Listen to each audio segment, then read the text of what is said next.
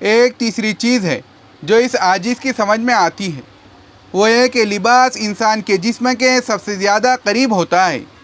کوئی بھی چیز ایسی نہیں جو لباس سے زیادہ انسان کے جسم کے قریب ہو۔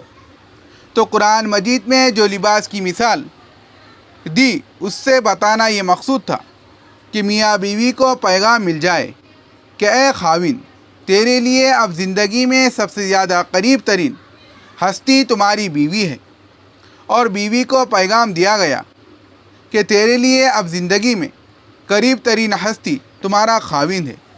تم دونوں ایک دوسرے کے لباس کی طرح ایک دوسرے کے جسم کے قریب ہو۔ جب کوئی چیز اتنی قریب ہوتی ہے تو صاف ظاہر ہے کہ اس سے انسان کو محبت ہوتی ہے، تعلق ہوتا ہے۔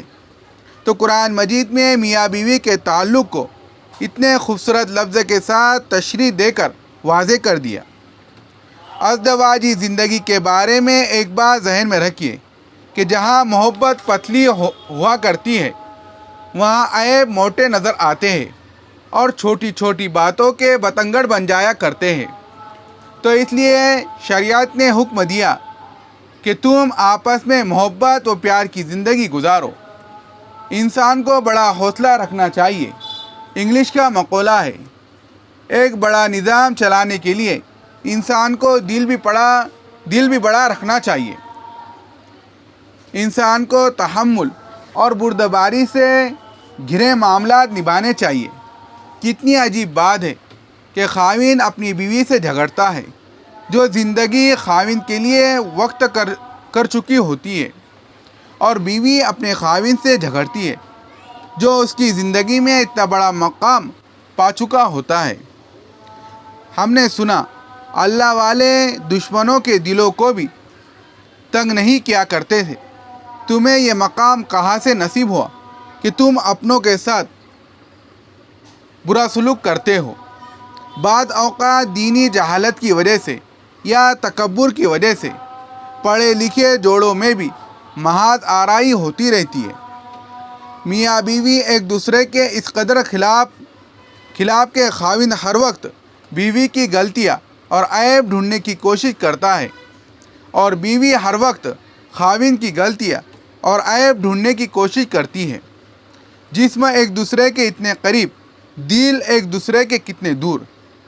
ان دونوں کا معاملہ اس شعر کے مصداق ہوتا ہے، زندگی بیت رہی ہے دانش، کوئی بے جرم سزا ہو جیسے۔ بعض اوقات یہ جھگڑے کسی تیسرے کی وجہ سے ہوتے ہیں۔ یہ میری بات یاد رکھنا کہ میاں بیوی ایک دوسرے کی وجہ سے نہیں جھگڑتے۔ جب بھی جھگڑیں گے کسی تیسرے کی وجہ سے جھگڑیں گے، یا تو وہ ساس سسر ہوں گے اور یا بیوی کے میکے والے۔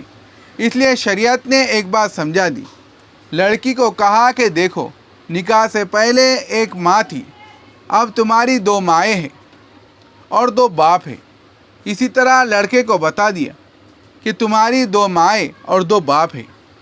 اللہ تعالیٰ نے ساس اور سسر کو ماں باپ کا درجہ دیا، تو اس میں ایک بہترین اصول یاد رکھیے کہ شادی کے بعد لڑکی کو چاہیے کہ خاوند کے گھر والوں کو خوش رکھیے، اور خاوند کو چاہیے کہ وہ اپنی بیوی کے گھر والوں کو خوش رکھیے۔ جہاں یہ اصول دونوں میاں بیوی اپنا لیں، وہاں آپ دیکھیں گے کہ کبھی لڑائی نہیں ہوں گی۔ کبھی ایک غصے میں آ جائے تو دوسروں کو چاہیے کہ تحمل مزاجی سے کام لے۔ بیک وقت دونوں کا غصے میں آ جانا معاملے کو بے حد خراب کرتا ہے۔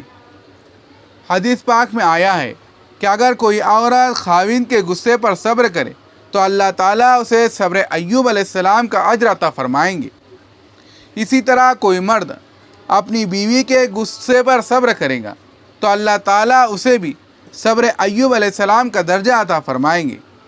تو جب صبر کا اتنا اجر و ثواب ملتا ہے تو اس موقع پر ذرا خاموش ہو جایا کریں۔ میاں بیوی دونوں کا منفی سوچ سے بچنا چاہیے۔ پنجابی کا مقولہ ہے، جو آدمی اچھا لگتا ہے اس کا ہر کام اچھا لگتا ہے، اور جو آدمی برا لگتا ہو اس کا ہر کام برا لگتا ہے۔